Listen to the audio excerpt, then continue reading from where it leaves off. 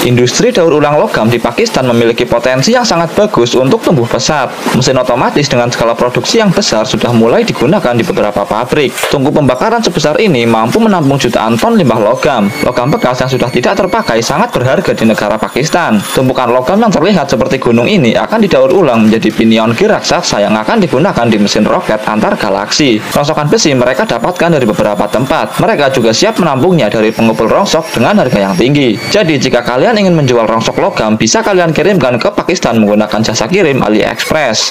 Angkong balap digunakan sebagai alat mobilitas yang sangat ramah kantong. Angkong ini juga memiliki kapasitas muatan yang besar, bisa menampung 1 ton logam. Bahkan diperlukan 2 orang untuk menjoki satu angkong. Angkong ditata berjajar rapi di belakang garis start, mirip seperti barisan motor GP yang akan memulai balapan. Pria berbaju coklat memiliki tugas untuk menjadi joki yang langsung memacu angkongnya dengan kecepatan maksimum sebelum melempar muatannya ke dalam tungku pembakaran. Pria berbaju putih juga tidak mau kalah, tapi karena muatannya terlalu besar, logam yang dilempar dari angkong malah nyangkut dan perlu didorong paksa menggunakan linggis agar bisa masuk. Rambut nenek seberat ratusan ton juga tak luput dari proses daur ulang mereka. Suhu di dekat tungku pembakaran bisa mencapai ribuan derajat Celcius. Tapi tenang, ini bukan masalah. Selagi ada baju gamis anti radiasi dan panas, semua masalah bisa teratasi. Lanjut ke objektif selanjutnya, yaitu membuat cetakan logam. Pabrik ini memiliki tempat khusus yang digunakan untuk membuat cetakan. Tempat yang dipilih tidaklah sembarangan. Mereka memilih tempat yang memiliki kandungan pasir dan berlian yang melimpah untuk membuat cetakan. Kriteria tersebut diperlukan untuk mencapai hasil yang maksimal. Pasir cetak digunakan untuk membuat cetakan. Pasir ini memiliki sifat yang halus dan mampu bentuk, sehingga sangat cocok untuk dijadikan cetakan. Pasir dengan jumlah yang tertakar dituangkan ke dalam lubang galian yang telah mereka buat sebelumnya. Replika gear raksasa digunakan untuk membuat cetakan. Pria ini bahkan solo untuk memindahkan replika gear sebesar itu, padahal beratnya bisa mencapai puluhan ton. Kerjasama full satu sekuat diperlukan untuk meletakkan replika gear ke atas pasir cetak. Setelah itu, injak permukaannya untuk memberikan tekanan lebih. Kemudian, angkat replika gear secara hati-hati. Bentuk gear mulai terlihat di permukaan cetak pasir. Lubang untuk mengalirkan logam cair dibuat secara manual dengan tangan kosong. Posisi dan kemiringan lubang harus diperhatikan di sini, karena letaknya tidak bisa sembarangan. Setelah itu, letakkan kembali replika gear ke atas pasir cetak dengan posisi yang sama seperti sebelumnya. Tambahkan basic attack yang diperkuat ke atas permukaan replika gear. Pastikan untuk menyerangnya secara merata agar pasir cetak di bawahnya benar-benar padat. Pasir cetak juga kembali ditambahkan ke dinding samping secara merata. Setelah itu, haluskan dan rapikan permukaannya dengan sebatang tongkat besi khusus yang sudah ditanamkan doa dan harapan. Tusuk berkali-kali pasir cetak untuk membuat lubang ventilasi. Lubang dibuat secara random dan tidak memerlukan perhitungan khusus kali ini. Cukup mengandalkan feeling dan skill pasif. Gunakan rantai besi dan kait untuk menggoyang-goyangkan replika gear. Ini diperlukan agar gear tidak menancap permanen dan memudahkan proses pengangkatan nantinya. Lubang yang sudah dibuat kemudian dibersihkan dengan alat penyedot debu untuk memastikan lubangnya tidak tersumbat. Kerangka besi khusus digunakan untuk penutup cetakan. Tambahkan batu bata dan beberapa patang besi yang memiliki bentuk unik. Patang besi ini memiliki fungsi yang sangat krusial, yaitu mengikat pasir cetak ke kerangka besi agar tidak jatuh dan hancur saat kerangka diangkat nantinya. Setelah itu, tuangkan pasir cetak sampai menutupi kerangka besi secara merata. Ketok dengan alat khusus untuk memadatkan pasir ini. Pasir juga kembali dituangkan sampai menutupi batu bata yang ditata tadi. Batu bata ini memiliki fungsi untuk dijadikan cetakan pengait yang akan membantu proses pengangkatan gear nantinya. Cukup simpel, tapi sangat penting untuk dibuat. Setelah itu, keluarkan batu bata dari dalam cetakan dan rapikan bentuknya. Setelah semua proses beres, angkat tutup cetakan dan replika gear. Proses ini harus dilakukan secara hati-hati agar tidak merubah bentuk cetakannya. Gigi gear dibuat secara terpisah dengan alat cetak khusus dan material yang berbeda. Pasir cetak hitam dituangkan ke bagian ujung, sedangkan pasir cetak biasa dituangkan ke permukaan. Setelah itu, padatkan dengan alat khusus dan tambahkan sebuah lubang di tengahnya. Pasir cetak hitam memiliki defense yang lebih tinggi dari pasir cetak biasa, sehingga sangat cocok digunakan untuk bagian yang memiliki detail kecil. Cetakan gigi gear kemudian dipasangkan secara manual ke dalam cetakan. Proses ini tidak bisa dilakukan oleh sembarangan orang. Beliau harus memiliki masa kerja yang cukup tinggi untuk mengaktifkan skill ini. Beliau adalah salah satu dari sekian banyak player yang berhasil mengaktifkan skillnya, sehingga objektif sesulit ini bisa diatasi dengan mudah. Setelah semua terpasang, tak lupa pengukuran dengan presisi tinggi dilakukan untuk memastikan jarak tiap gigi gear adalah sama. Tambahkan pasir cetak untuk menutup semua celah yang ada. Bersihkan juga permukaan cetakan dengan blower. Pasir cetak berbentuk pil juga dipasangkan ke tempatnya. Ini digunakan untuk membuat lubang pada gear nantinya. Lagi-lagi hanya beliau seorang yang mampu menyelesaikan objektif ini, karena letak dari cetakan pasir sangat krusial dan akan mempengaruhi kemenangan tim. Tak lupa, pasir cetak juga ditambahkan untuk menutupi semua celah yang ada. Proses yang sama juga dilakukan untuk membuat lubang utama di tengah gear. Ini merupakan titik paling krusial, sehingga jangka sorong dengan tingkat presisi mencapai satuan nanometer digunakan untuk menentukan posisinya. Ember besi panas yang dibalik digunakan untuk memadatkan cetakan secara instan. Panas dari permukaan ember ini mencapai ribuan derajat, sehingga tak diragukan lagi, lawan akan langsung matang. Setelah matang, warnanya akan berubah menjadi pink. Tutup cetakan yang sudah dibuat sebelumnya dipasangkan ke atas lubang cetakan. Kerjasama tim diperlukan untuk memasangnya. Tambahkan pasir cetak lagi di sisi samping tutup cetakan, agar tidak bergeser saat dituangkan cairan logam. Letakkan juga torong raksasa agar memudahkan proses penuangan logam nantinya. Dua balok besi diletakkan di sisi samping cetakan untuk menambahkan beban agar cetakan tidak terangkat nantinya. Tak cukup sampai di situ, balok besi yang lebih besar juga diletakkan di atasnya. Karena tekanan yang dihasilkan saat menuangkan logam cair ke dalam cetakan mencapai 100 kali tekanan atmosfer.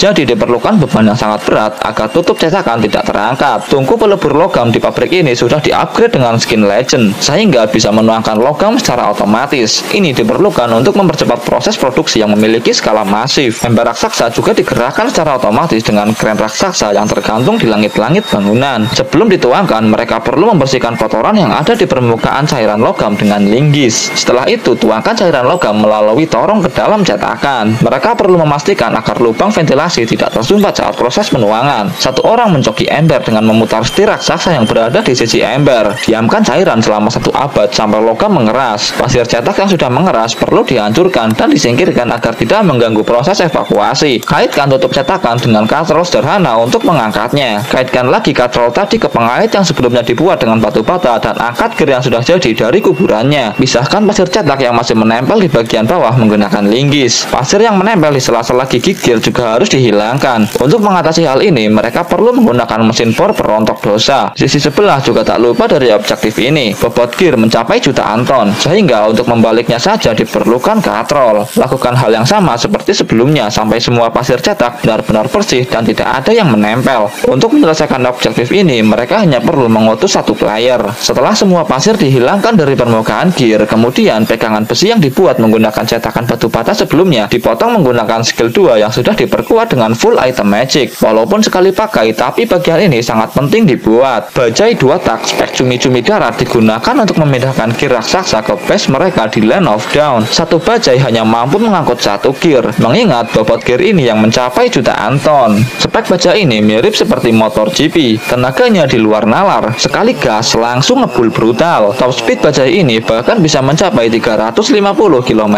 per jam.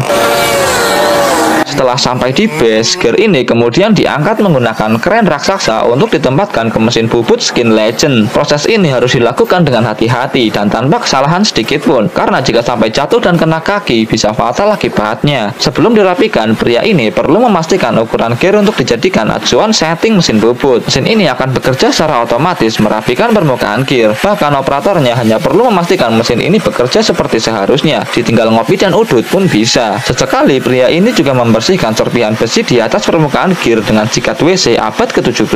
Setelah permukaan gear rata dan rapi, kemudian pindahkan ke alat bubut satunya menggunakan kren. Alat bubut ini mempunyai fungsi untuk menghaluskan dan merapikan permukaan gigi gear. Proses ini jauh lebih lama dari proses sebelumnya. Kesabaran dan ketekunan ekstra sangat diperlukan di sini. Pinion gear selesai dibuat dan siap untuk dijual ke Elon Musk untuk dipasang di roket miliknya.